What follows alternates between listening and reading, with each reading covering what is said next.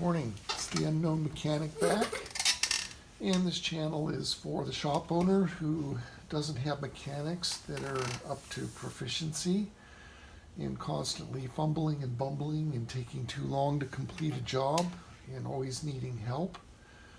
And also the aspiring mechanic who wants to raise their level and not have to constantly bother the shop owner with questions to get through their own job, and also the homeowner do-it-yourselfer who may want to tackle this job on your own and see how it's done.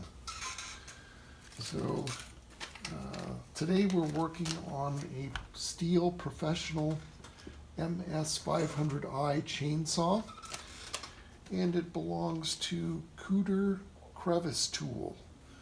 And it says won't start, call with estimate. And I've already done all the troubleshooting and diagnostics on this machine, and I have one rule. Well, I have many rules, but one of my rules is moron plus chainsaw equals piston seizure. So he's overheated and seized this saw, and it's going to cost about $950 to replace the top end. And I've gotten an approval to proceed, and I've gathered up the parts that I want to use. I've got cylinder base gasket, muffler cover gasket, an exhaust gasket, and cylinder and piston. And I'm probably going to use a change of fuel filter too. And I've already torn this down and done cleaning and inspection to shorten the video. And right now I've got a vacuum drawn on the crankcase. I've got this intake adapter mounted on the intake boot. I've got a block-off plate on the exhaust. And I've got the impulse blocked off, spark plug tight, and the decompression valve out. And it's been sitting on the bench here for 30 minutes, and it's slowly creeped down. It's getting close to zero. So that's a pass. Pass the pressure test too. Just change this to pressure and pump this up.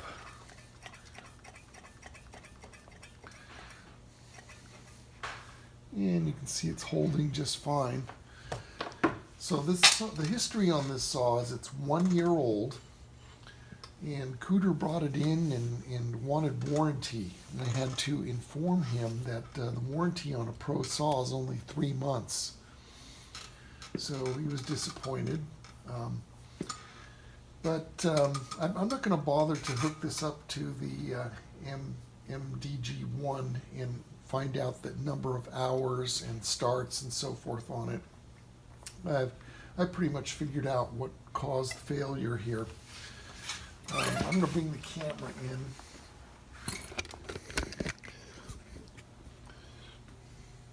The fuel that was in it was very dirty, and you can see if I roll this around,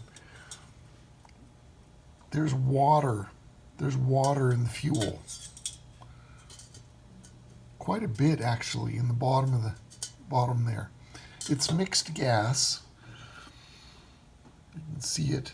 And the other thing I found was there was a lot of sawdust inside the fuel tank.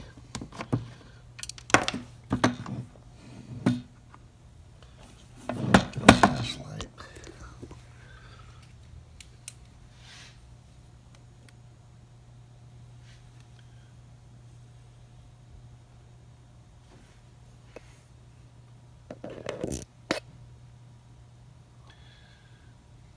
Really get a good look at it right there. All that sawdust right there.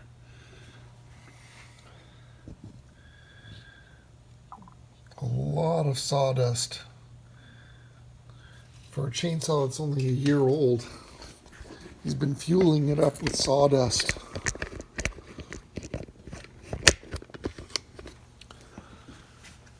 So I'm going to make the video short and do the nuts and bolts tear down off camera. And when I get to the point where I'm going to install these parts, I'll bring you back and you can see the tools that are needed for that. Okay, I'm back after some tear down, and indeed you can clearly see the scoring is mostly on the intake side and less on the exhaust.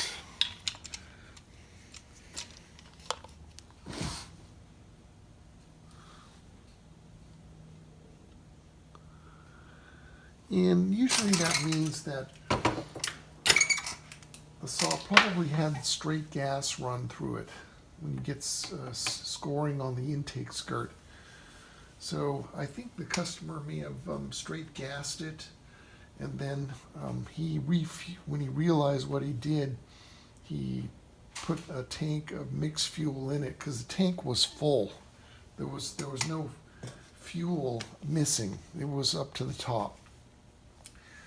So I've gathered up the tools. I've opened up my new top end here and determined that we need 12 millimeter tools to push and press the pin in and out. And the first thing we're going to do is remove the circlip. And these can be difficult to get out.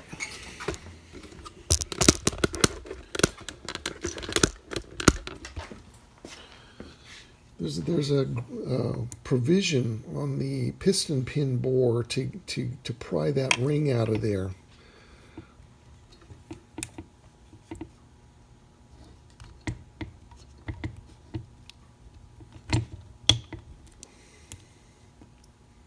Okay, so I've got that out.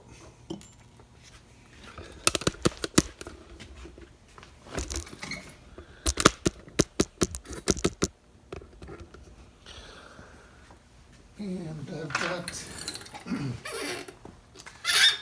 a pin pusher. I think this one is a Shindaiwa, and I've got the 12 millimeter adapters on it. And the clip is still in on this side, so I've got to push it that way.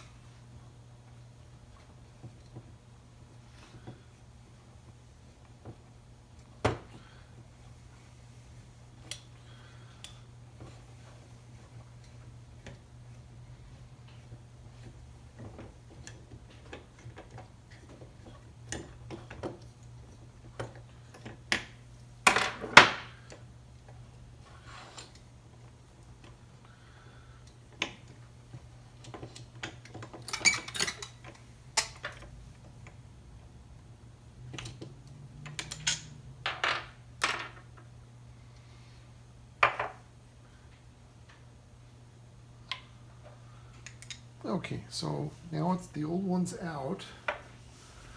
There is a brand new wrist pin bearing supplied with the pin and two circlips. You never want to reuse the old clips.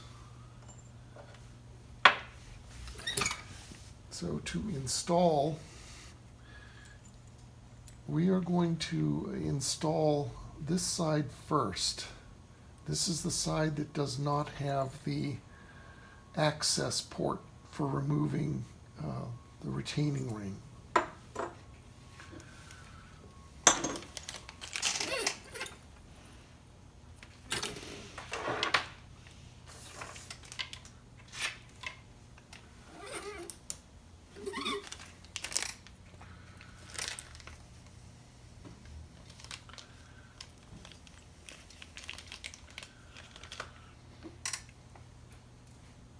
And this is my 12mm installation tool. And you want the open end of the circlip at 12 o'clock.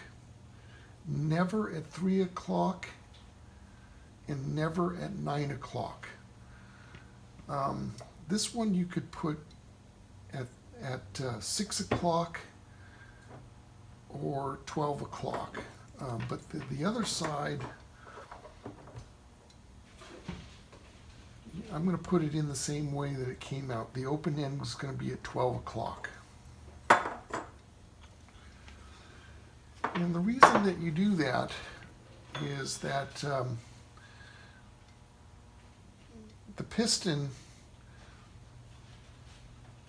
when it's moving up and down, 12,000, 13, 14,000 RPM, if this clip starts to weaken and it starts doing this flexing action at high RPM, if it flexes enough, it can jump out and destroy the engine. So you want to install this at 12 or 6.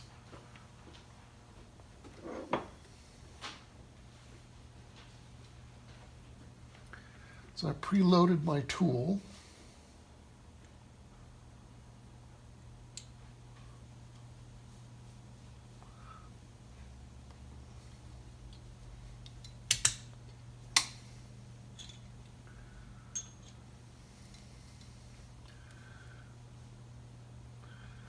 Okay, so that wants to go cockeyed.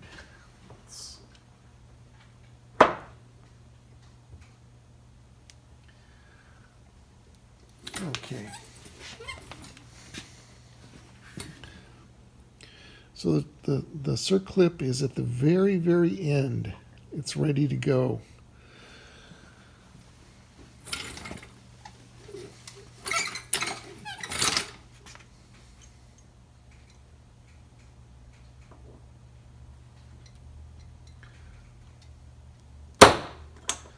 Just a little bump. And you can see that the clip is in there. Now, before I install the piston, I'm going to take some clean fuel and I'm going to rinse the crankcase and the bearings, paying special attention to wash the bearings with some 2-cycle fuel. And some of the piston skirt particles from this piston seizure could be in the lower end, and you definitely want to decontaminate the lower end of the engine. And that's another thing that I want to point out, is that before I tore this saw down, I blocked off all the ports, the exhaust port, the intake port, the impulse line, the fuel injection fittings. You can see that there's a U-turn tube on there. And I thoroughly cleaned this in an aqueous pressure washer. And when you're doing a main bearings, top end, major internal engine work on a saw, you want to look at this as an operating theater. And this is on the operating table. Everything's got to be sterile. You do not want to have sawdust, grease, exterior dirt enter the engine, the internal part of the engine. And you get a brand new top end and you've got dirt in there and you just damage it. So working clean and quickly when you're on the operating table is super important. So I'm going to pause the camera and I'm going to rinse out that crankcase, and we're going to come back and we're going to do some reassembly. Okay, I am in the process of transferring the fuel injection from the old cylinder to the new cylinder. And I thought I would bring you back just for this part here. This can be a little difficult. This press fluid is the thing you want to use when you're fighting these rubber parts. And the benefit of this is that after the parts are assembled, it completely evaporates and disappears. So definitely an aid in assembling this kind of stuff. Got to fight with these.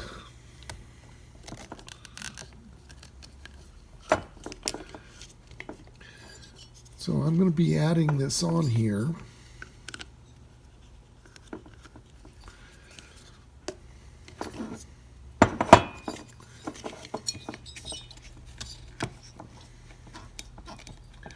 And that really helped. So now you can see that, there's a screw that goes in here and goes through that corner. And once this is in place, it's not going to budge, especially when the screw is in there.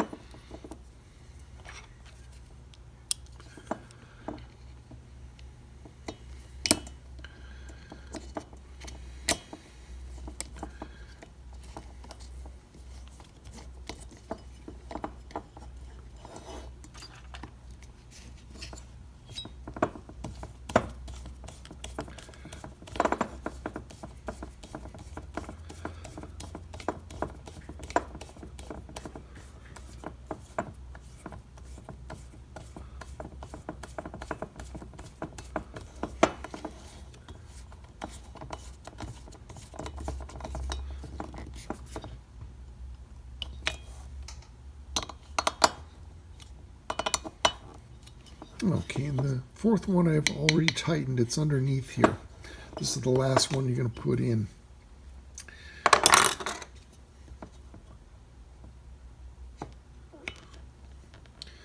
All right, I'm going to pause and then I'm going to get ready to put the piston on. I'll bring you back for that. Okay, I'm ready to put the piston onto the small end of the connecting rod. And before you get too far along, you want to make sure that the gasket can clear the piston. If you have a gasket that won't go over the piston, then you have to remember to install it first. Now in this case, if you forget, it will go over. So it doesn't matter if you put it on now or put it on after. So this is a brand new gasket, and that's the part number. And you can see that the old one is flattened out. The new one has a raised area that will compress when the 4 bolts are tightened. And it only goes on one way. You can't put it on backwards. So see, it doesn't want to go on that way, so it has to go on this way. That's the only way it will go, so you can't make an error there. Then I've already installed the first circlip, and you want to make sure that the arrow is pointing towards the exhaust. And you put this on. My engine lube is nothing more than Stihl high performance 2-cycle oil, and I'm going to oil the main bearings, the big end rod bearing,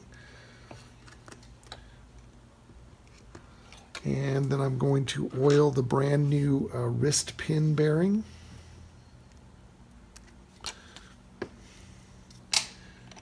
Doesn't matter which way you put that bearing in there. I'm going to lightly oil the pin. And the pin is not a press fit. It will just push in by hand, making sure that the arrow is pointing towards the exhaust. And hopefully it will, oh, it went right in. Okay, now I have preloaded my wrist pin tool, and I'm going to make sure that the end gap on the circlip is at 12 o'clock. I'm going to put it right up there, and then just give this a little bump with the palm. And let's see, we can maybe bring you in for a close-up so you can see that retainer, the wrist pin retainer.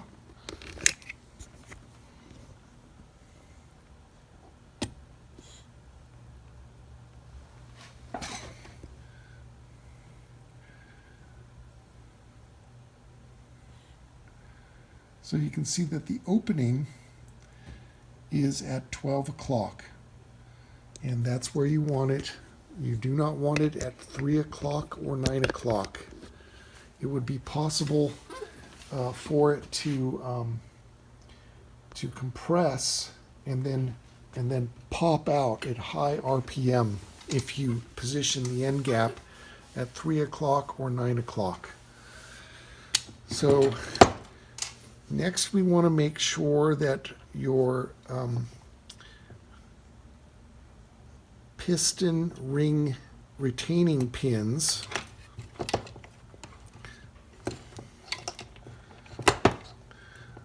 are located between the ring ends. That's right, and that's right.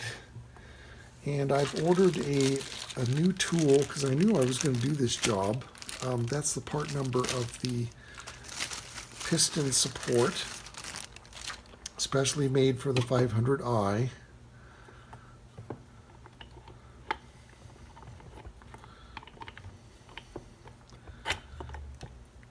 And you got to turn the crankshaft so that sits down on there. And then I've got my brand new cylinder with my fuel injection installed. And I am going to oil the cylinder and the piston.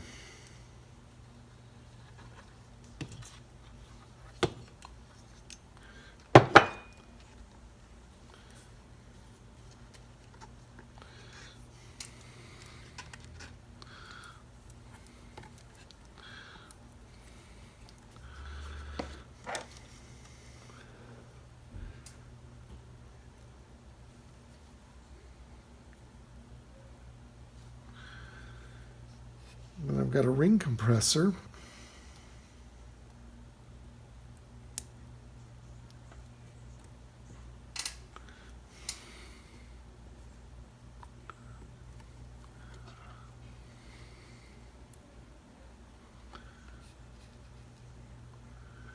These are very narrow piston rings, and that is a sign that this is a high performance engine if the rings are narrow.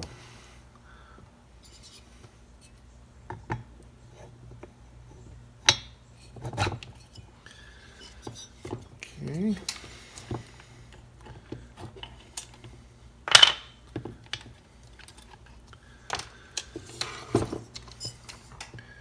And we'll let that sit down on there. Next, the 4 mounting screws, M6 by 28. I'm going to add a little bit of Loctite, and I have got the right Torx bit that is going to work.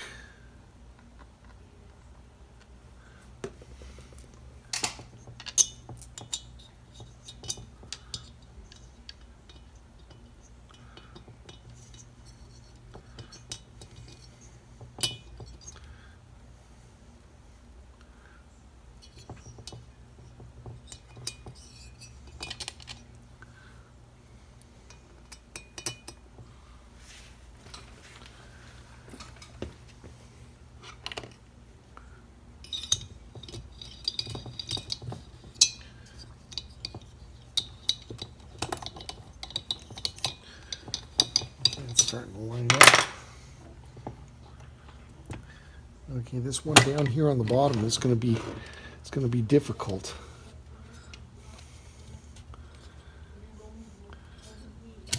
We're going to have to lift this up, sneak that in there.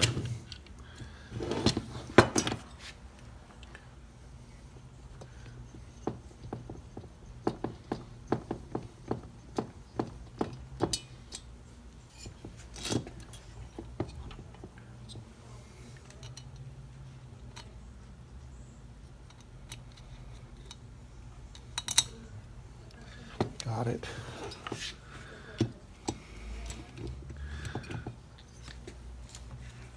And I'm just going to start it with the gun very lightly.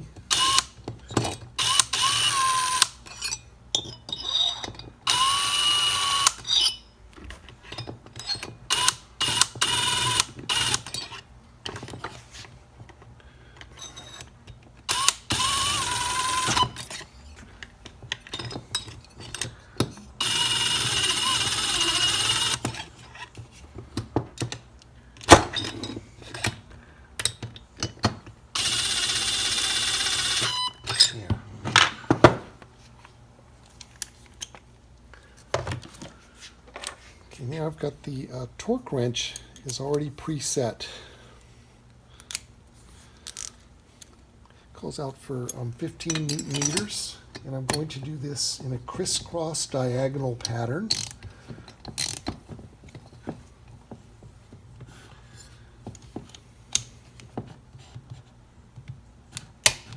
Okay, there's one.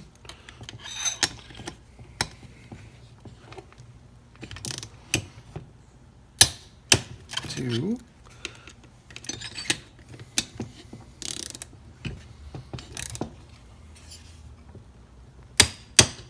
Three. Better technique on the torque wrench is to pull to your final torque rather than push. Better technique. There it is. Now we're just going to turn the engine over, see if we've got any lockups or anything. And no, we do not. So that was successful. It's the old gasket. Okay, I'm going to shorten the video. You don't necessarily need to see all of the nuts and bolts. That's just kind of regular work, not super important. This is the important part. So I'm going to shorten the video, and we'll do some assembly and come back when the saw is pretty much ready to run. Okay, we're going to see what happens.